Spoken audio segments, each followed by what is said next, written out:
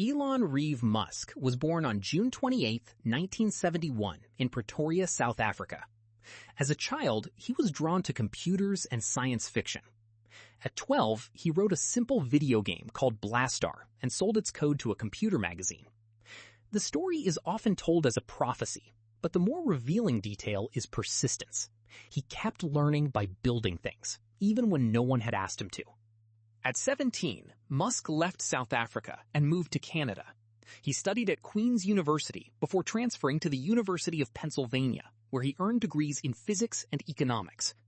In 1995, he entered Stanford's graduate program in physics. 2 days later, he left. The internet boom seemed to him like a once-in-a-generation opening, and he chose to take the risk. His first startup, Zip2, helped newspapers publish online city guides and business directories. Compaq bought the company in 1999 for $307 million. Musk reinvested much of his share into X.com, an online financial service that merged with Confinity and became PayPal. eBay bought PayPal in 2002 for $1.5 billion.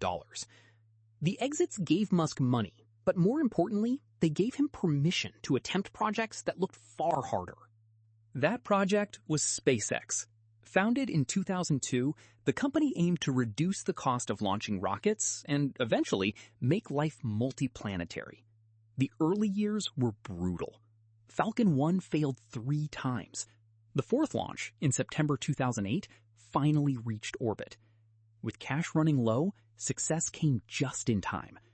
SpaceX had survived long enough to prove that a private company could build and launch its own orbital rocket. Musk had also become an early investor in Tesla, joining its board in 2004 and becoming chief executive in 2008. Tesla's first car, the Roadster, arrived in 2008. The Model S followed in 2012. The ambition was bigger than a luxury vehicle. Make electric cars desirable, then expand the market toward mass adoption and energy storage. Tesla's path was full of production crises, criticism, and financing pressure, but it changed the conversation around electric transport. SpaceX kept changing what launch could mean.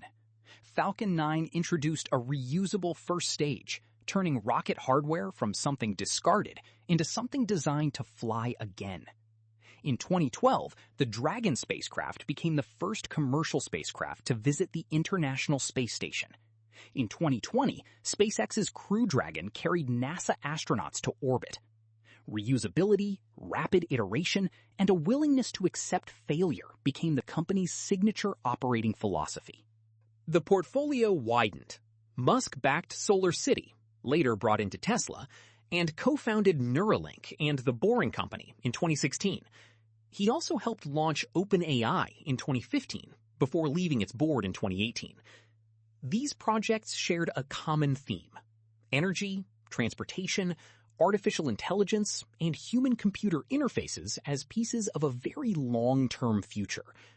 Some ideas advanced quickly, others remained experiments, promises, or works in progress. In 2022, Musk bought Twitter in a deal valued at about $44 billion. The following year, he rebranded it as X and described a future everything app, combining communication, payments, and other services. In 2023, he founded xAI, whose chatbot Grok became part of that wider ecosystem. The moves made Musk more than a technology executive. They made him a daily participant in global arguments about speech, platforms, power, and information. His career has also been marked by controversy. In 2018, the U.S. Securities and Exchange Commission sued Musk over tweets saying he had secured funding to take Tesla private. The case ended in a settlement, including a fine and a temporary change to his Tesla chairmanship. His companies and public statements have drawn both admiration and criticism, from questions about workplace culture to debates over regulation, misinformation, safety, and the responsibilities of powerful founders. His impact is real, but it is not universally viewed the same way. As of 2026, Musk's business world stretches across electric vehicles, reusable rockets, satellite communications, social media, artificial intelligence, neurotechnology, and tunnel transport. The through line is not one product. It is a belief that engineering can move the boundary of what seems possible, and that moving fast is worth the risk. Admirers see an industrial visionary. Critics see a figure whose influence is too concentrated. Both perspectives are now part of the story.